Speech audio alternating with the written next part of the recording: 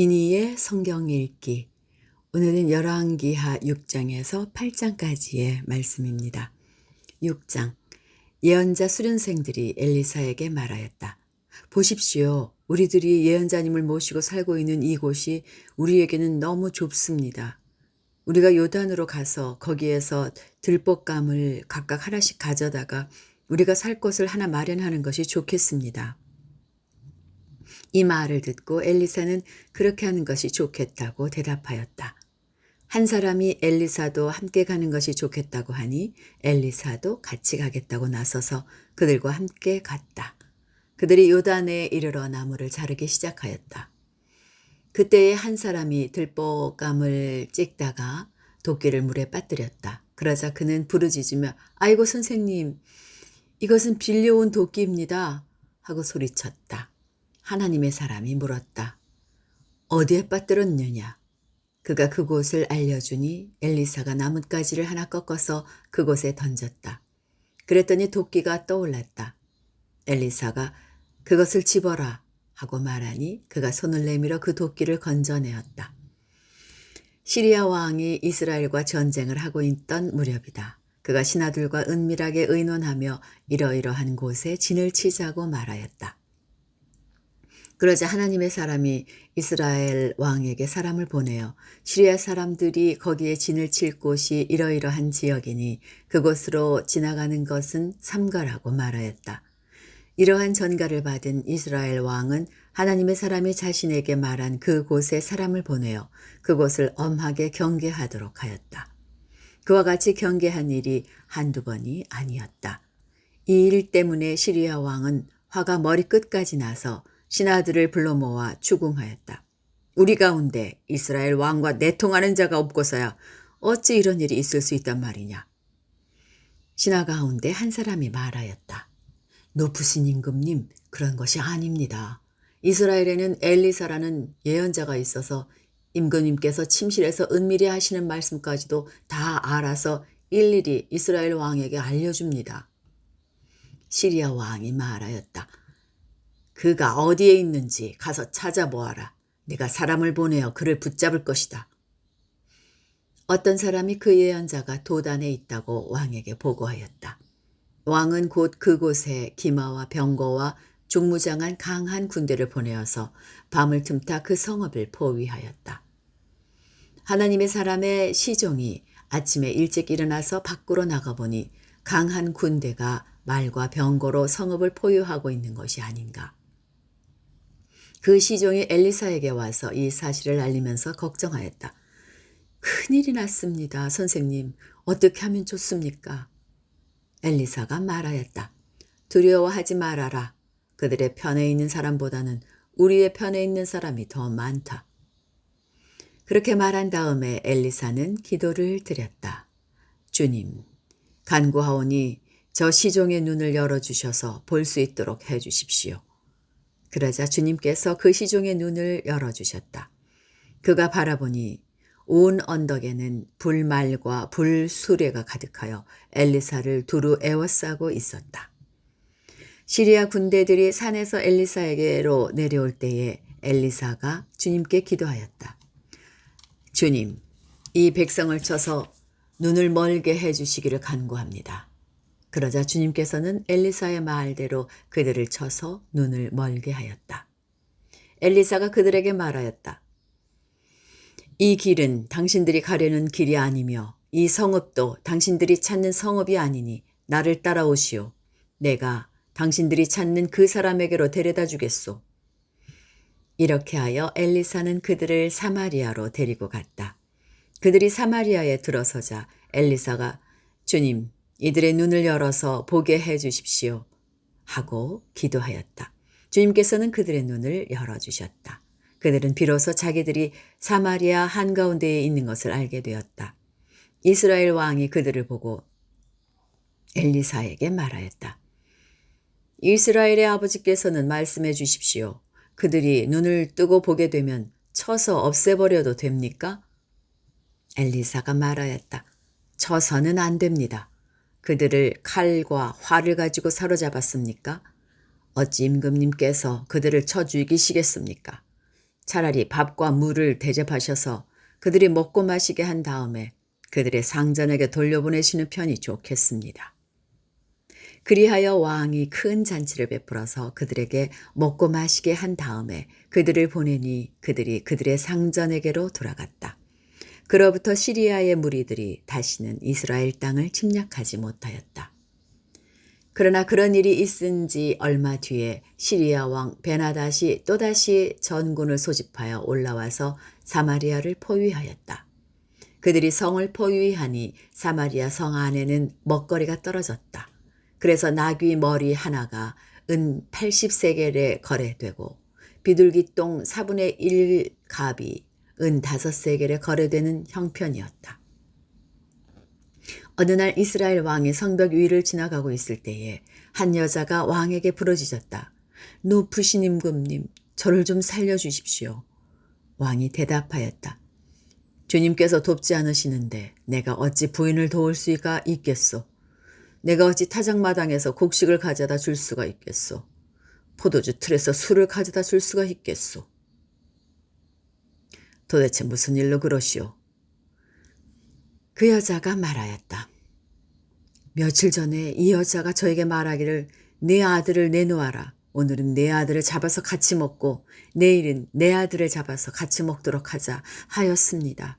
그래서 우리는 우선 제 아들을 삶아서 같이 먹었습니다. 다음 날 제가 이 여자에게 네 아들을 내놓아라. 우리가 잡아서 같이 먹도록 하자 하였더니 이 여자가 자기 아들을 숨기고 내놓지 않습니다. 왕은 이 여자의 말을 듣고는 기가 막혀서 자기의 옷을 찢었다.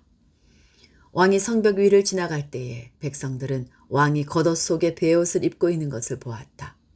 왕이 저주받을 각오를 하고 결심하여 말하였다. 사밧의 아들 엘리사의 머리가 오늘 그대로 붙어 있다면 하나님이 나에게 벌 위에 더 벌을 내리신다 하여도 달게 받겠다. 그때에 엘리사는 원로들과 함께 자기 집에 앉아 있었다. 왕이 전령을 엘리사에게 보냈다. 그 전령이 이르기 전에 엘리사가 원로들에게 말하였다. 여러분은 살인자의 아들이 나의 머리를 베려고 사람을 보낸 것을 알고 계십니까? 전령이 오거든 문을 단단히 걸어 잠그고 그를 들어오지 못하게 하십시오. 그를 보내놓고 뒤따라오는 그 주인의 발자국 소리가 벌써 들려오고 있지 않습니까? 엘리사가 원로들과 함께 말하고 있는 동안에 왕이 엘리사에게 와서 말하였다. 우리가 받은 이 모든 재앙을 보시오. 이런 재앙이 주님께로부터 왔는데 내가 어찌 주님께서 우리를 도와주시기를 기다리겠소. 7장 엘리사가 말하였다. 주님의 말씀을 들으십시오. 주님께서 이렇게 말씀하셨습니다. 내일 이맘때쯤에 사마리아 성문 어귀에서 고운 밀가루 한 스아를 한 세겔에 사고 보리 2스아를 한 세겔에 살 수 있을 것이다 하셨습니다. 그러자 왕을 부축하고 있던 시종 무관이 하나님의 사람에게 대답하였다. 비록 주님께서 하늘에 있는 창고 문을 여신다고 할지라도 어찌 그런 일이 일어날 수 있겠습니까?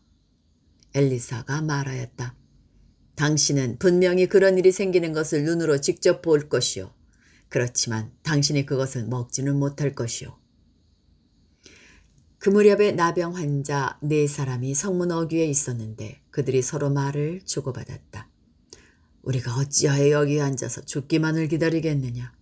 성 안으로 들어가 봐도 성 안에는 기근이 심하니 먹지 못하여 죽을 것이 뻔하고 그렇다고 여기에 그대로 앉아 있어 봐도 죽을 것이 뻔하다.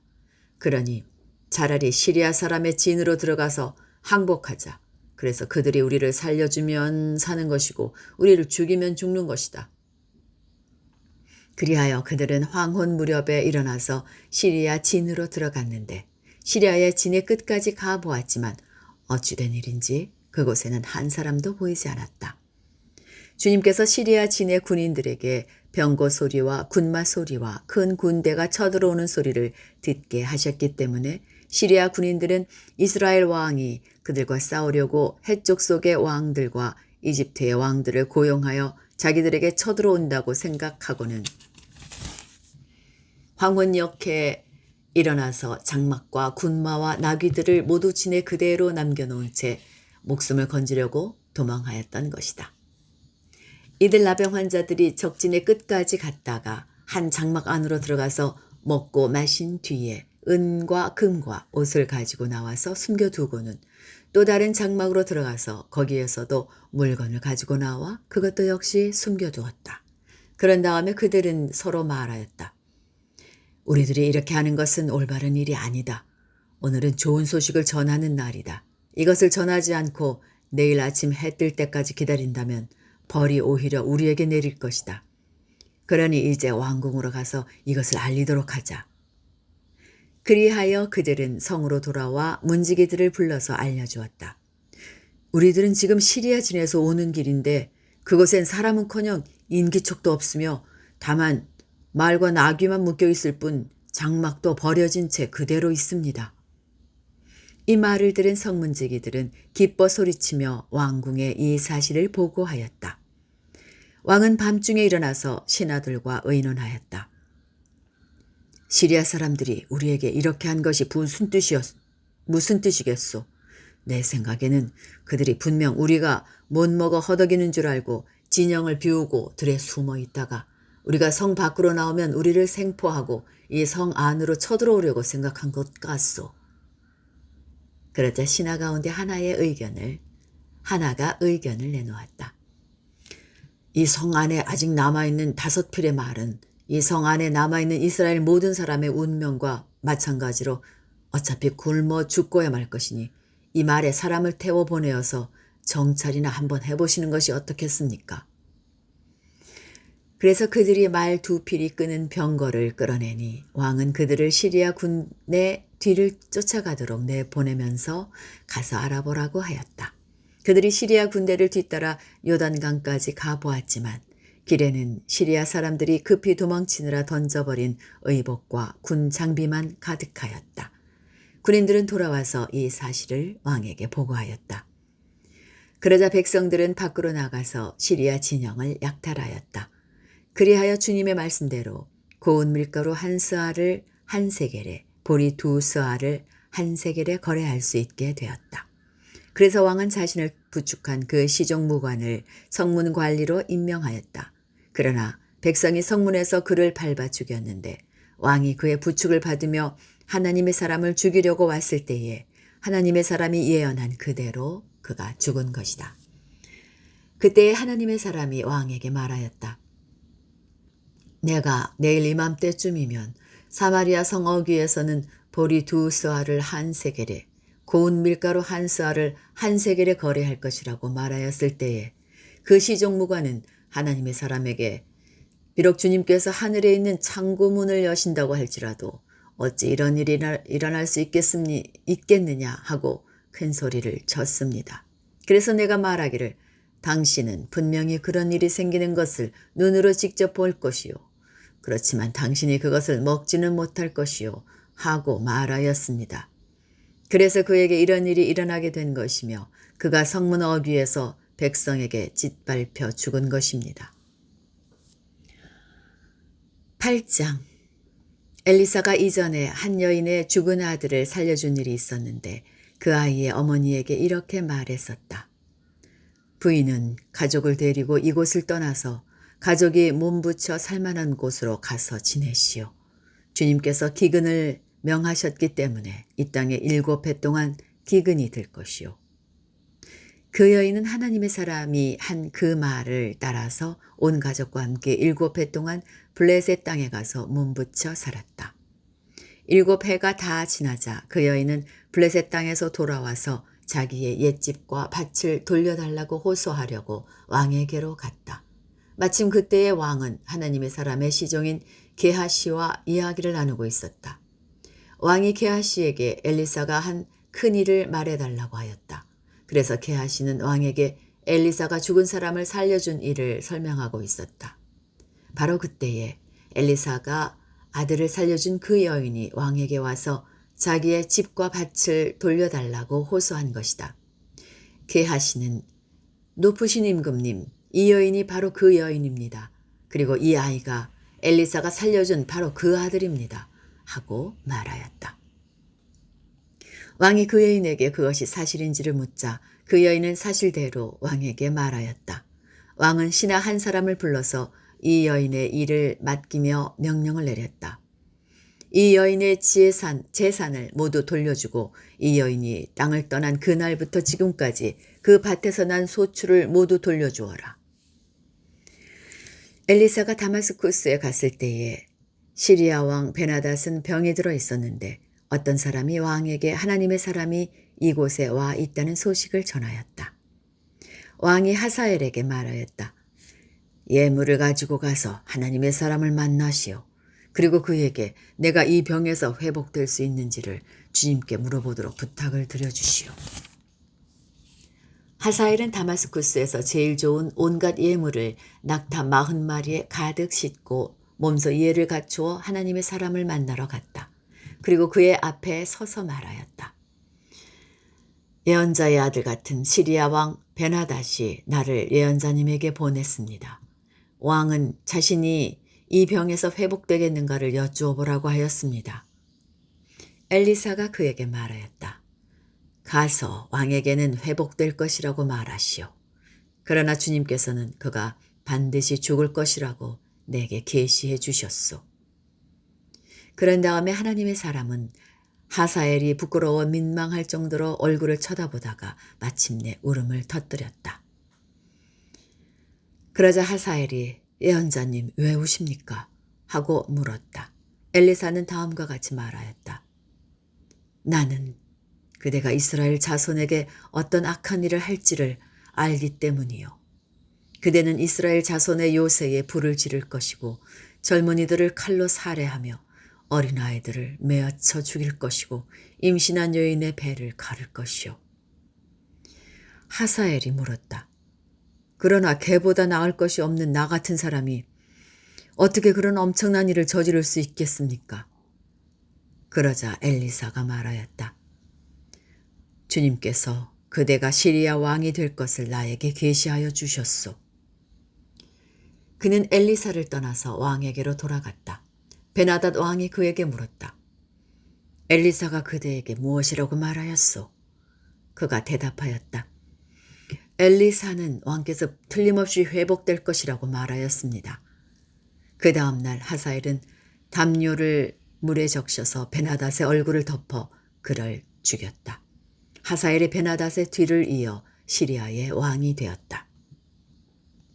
이스라엘 왕 아합의 아들 요람 제5년에 여호사밧이 아직도 유다의 왕일 때에 여호사밧의 아들 요호람이 다스리기 시작하였다.